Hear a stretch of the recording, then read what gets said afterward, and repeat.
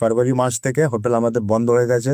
এবং যেসব area tourist area যেসব তারা এখন ব্যবসা গুটিয়ে প্রায় বাংলাদেশিদের কাছে অনুরোধ করছে তারা যেন আসে আগের মতো। আপিল আছে একটু প্রাইম মিনিস্টার থেকে একটু খুলে দেয় ভিসাটা, তাহলে অনেক ভালো হবে। তাদের আসলে খুবই খারাপ অবস্থা, কিন্তু তারা কি অপরাধ করেছে? তারা অপরাধ করে নাই। তারা চায় বাংলাদেশিরা যাক, বেশি বেশি বেশি যাক, তাদের ব্যবসা ভালো হোক। ব্যবসায়ীরা সবসময় এভাবে চিন্তা করে। 99% বাংলাদেশি ডিপেন্ড না, পুরো 99% বাংলাদেশি বেরোবে ওটা। এই যে কুমিল্লার বিরতি স্থানে যেসব বড় বড় হোটেলগুলো খুলে বসেছে, সেসব ব্যবসায়ীদেরকে আপনারা জিজ্ঞেস করেন তারা কি চায়। তারা নোয়াখালীবাসীকে মনে কষ্ট দিতে চায় না, কারণ তাদের রুজি রুটি এই একটি জাতির বা এই একটি জেলার মানুষের উপরে নির্ভর করে।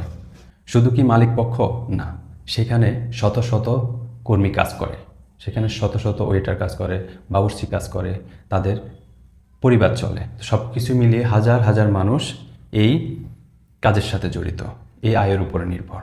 কিন্তু আজকে যদি এই যে আপনাদের কয়েকজন কন্টেন্ট ক্রিয়েটর উস্কানি দিয়েছে, উস্কানি দেওয়ার পরে নোয়াখালীরও সেটা নিয়ে প্রতিবাদ করেছে, কিছু ভালো প্রতিবাদ করেছে, কিছু নোংরা প্রতিবাদ করেছে, সেই সূত্রে সেটা বড় আকার ধারণ করেছে। আর ধারণ করাতে আজকে দেখেন কুমিল্লাতে যে হোটেলগুলো আছে সেখানে যাচ্ছে যে সেটা একদম সংখ্যায় কম, আগের তুলনায় সংখ্যা একদম কম।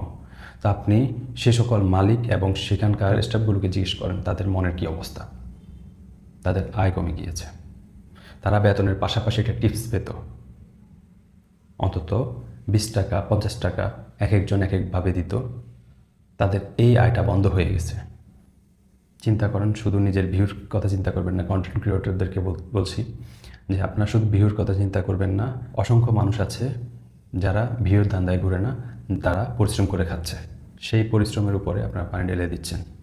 এখনই সময় আমরা এই ধাক্কাধাক্কি, ঠেলাঠেলি, এই উস্কানি দেওয়া, এগুলো থেকে বিরত থাকি। যার যার মতো আমরা বিবেকের আন্দোলন করি, কোনো সমস্যা নেই।